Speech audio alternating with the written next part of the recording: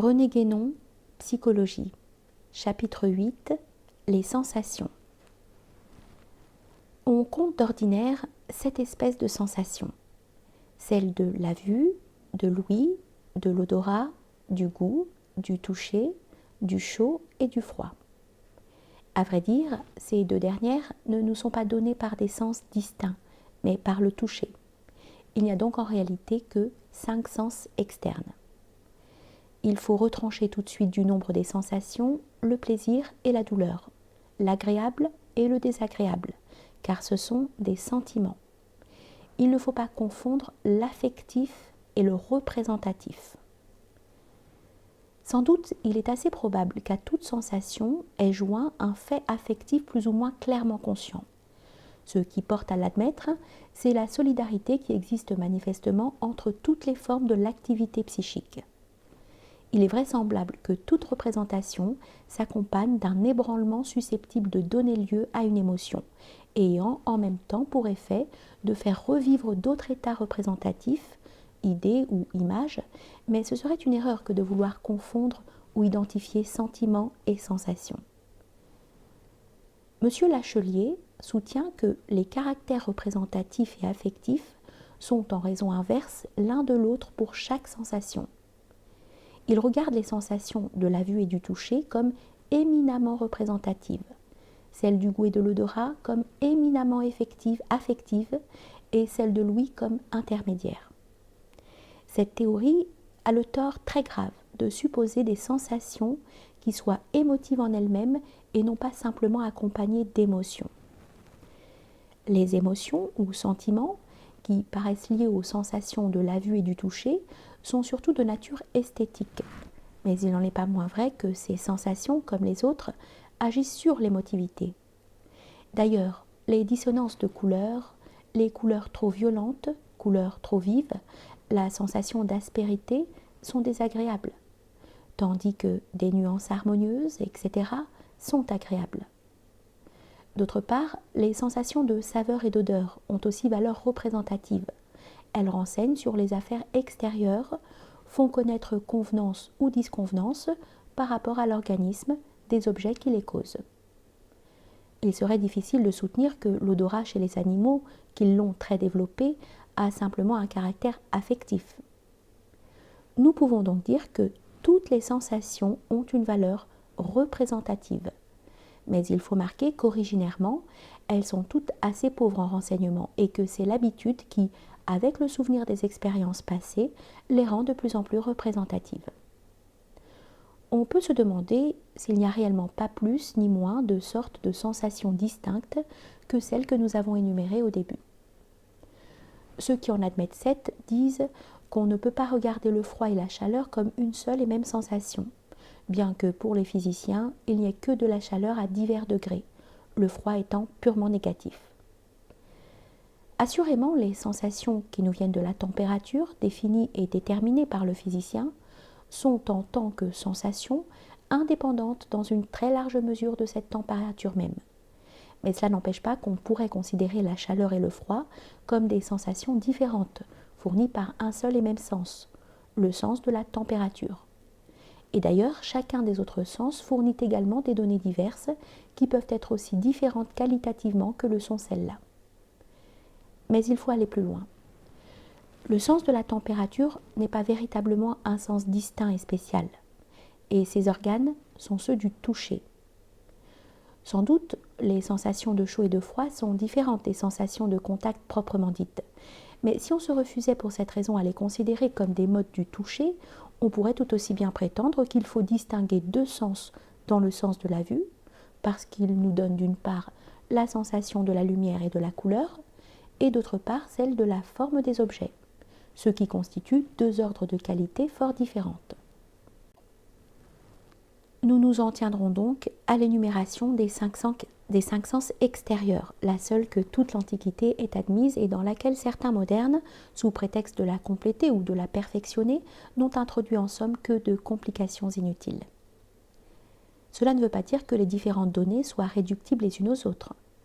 À plus forte raison, toutes les sensations ne peuvent-elles pas être des transformations de deux ou trois sensations fondamentales, et encore moins d'une sensation unique. Pour qu'il en soit ainsi, il faudrait que des simples différences de quantité puissent donner lieu à des différences de qualité, ce qui ne se comprend pas car cela reviendrait à dire que des sensations peuvent devenir autres tout en restant au fond les mêmes. Revenons sur l'irréductibilité des sensations données par un même sens. Dans le toucher même, en laissant de côté les sensations de chaud et de froid, on peut distinguer d'abord le toucher externe et le toucher interne. Dans les deux, on peut distinguer des sensations kinesthésiques et d'autres sensations plutôt statiques ou d'équilibre. On pourrait même dire qu'il y a des sensations spéciales pour les mouvements de chaque muscle et de chaque articulation. Puisqu'on distingue ces sensations, il faut qu'elles soient qualitativement différentes. Il y a aussi les sensations viscérales, qui sont vagues en général, et ces sensations d'ensemble qu'on appelle kanesthétiques. On peut pousser la distinction plus loin encore parmi les sensations de contact proprement dites. Des sensations comme du poli, du rude, du rugueux sont absolument différentes les unes des autres qualitativement. L'œil nous donne à la fois des sensations de lumière et de forme. Et parmi les sensations lumineuses, celles qui se rapportent à l'intensité de l'éclaircissement doivent être distinguées des sensations colorées.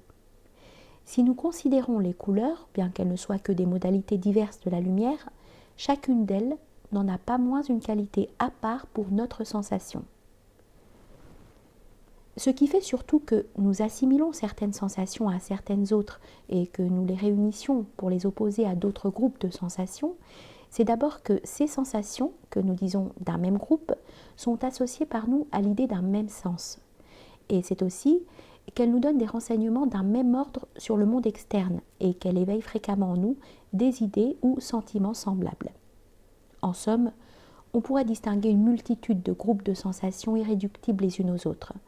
Mais raison de plus pour que, si nous voulons nous borner à une classification générale, nous nous arrêtions, comme nous l'avons fait à la liste des 5 sens externes, ce qui ne peut plus avoir aucun inconvénient dès lors que nous admettons que chacun de ces sens ne nous fournit pas exclusivement une seule espèce de sensation formant une catégorie rigoureusement définie et délimitée. On a parfois compté parmi les sensations des faits qui ne sont pas vraiment des sensations. Il n'y a pas, par exemple, de sensation de l'effort. Si nous décomposons cette prétendue sensation, nous y trouvons en premier lieu l'idée d'un certain but à atteindre et la volonté de l'atteindre, et en second lieu une sensation musculaire, c'est-à-dire une sensation du toucher interne que nous interprétons par la suite comme une sensation de résistance, mais que n'est d'abord qu'un état tout intérieur, aussi bien que n'importe quelle autre sensation. Ce qui nous donne l'illusion qu'on ait une sensation d'effort, c'est que nous savons que nous avons des muscles et que nous sommes capables d'interpréter les actions et les réactions de ces muscles et des autres parties de notre organisme comme des impulsions, des chocs, des résistances. Mais tout cela est acquis et ne peut pas exister en nous dès le début. Il ne faut pas confondre avec la sensation elle-même ce que l'expérience et la science nous apprennent sur la sensation. D'autre part, à force d'avoir fait effort, nous finissons par nous souvenir toujours, dès le début de l'effort que nous faisons actuellement, des sensations musculaires que nous avons déjà éprouvées dans des conditions analogues. Et alors nous croyons que ces deux faits, à savoir la volonté de faire l'effort et l'image des sensations musculaires anciennes, ne font qu'un, alors qu'ils sont seulement contemporains.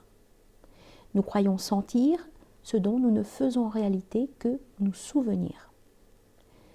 Ajoutons que la volonté est suivie de mouvements musculaires que l'on peut très bien ne pas remarquer et que les sensations musculaires que l'on éprouve sont postérieures à la décision volontaire d'accomplir un mouvement. D'ailleurs, une preuve qu'il n'y a pas sensation d'effort, c'est qu'il faudrait pour cela qu'il y eût des sensations nerveuses, et il n'y en a pas. Ce que l'on croit sensations nerveuses sont en réalité des sensations musculaires. Les nerfs avertissent le cerveau de ce qui se passe dans les muscles, mais ce qui se passe dans le nerf lui-même, qui commande le mouvement du muscle, n'est aucunement ressenti. Certains parlent d'un sens vital, Mais ce qu'il nomme ainsi est simplement la résultante générale de toutes les sensations que nous avons à un moment donné et de tous les états affectifs qui les accompagnent. Ce n'est donc pas autre chose que la kanesthésie. Nous n'avons pas parlé spécialement ici des sensations détendues qui nous sont fournies par la vue et par le toucher, puisqu'il y a là, en même temps qu'une sensation, des opérations intellectuelles plus compliquées. Et pour le moment, nous n'avons qu'à envisager les sensations pures et simples. Il y aurait lieu d'y revenir par la suite. Il importe de remarquer que la sensation, dans l'acception où nous la prenons, est uniquement l'opération des sens externes. Nous n'avons donc pas à envisager à cet égard ce qu'on appelle souvent sensorium commune et qu'on appelle aussi sens intime ou sens interne. Ce sens interne est la conscience elle-même, en tant qu'elle connaît directement ses propres opérations et aussi en tant qu'elle centralise et coordonne les données des sens externes et de toutes les autres facultés particulières. Bien que nous ayons soutenu l'irréductibilité foncière des sensations diverses que l'on s'accorde à regarder comme d'un même genre, nous ne nions point, cependant, qu'il y ait des sensations plus semblables entre elles qu'elles ne le sont à d'autres sensations. On peut donc poser la question de la classification des sensations d'un même groupe de couleurs ou de sons, par exemple, mais classer dans l'intérieur même d'un même groupe est à peu près aussi artificiel que de distinguer des groupes absolument séparés. Quand on cherche à classer les sons d'après l'intensité, la hauteur et le timbre, c'est-à-dire d'après le nombre des vibrations, leur amplitude et leur harmonique, on ne peut pas dire qu'on classe ainsi les sensations sonores, car ce n'est pas classer les sensations en elles-mêmes que de les classer d'après leur antécédent physique. Il en est de même quand on classe les couleurs d'après l'intensité, la saturation et la tonalité, c'est-à-dire la quantité de lumière blanche mêlée à la couleur, la pureté de la couleur et le nombre des vibrations. Quand on distingue des odeurs aromatiques, piquantes, savoureuses, par comparaison, on classe des sensations, non pas d'après leur nature même, mais simplement par rapport à des images qui y sont associées. Quand on classe la saveur en salé, sucré, amer et acide, on constate simplement la différence entre elles, plutôt que faire une véritable classification.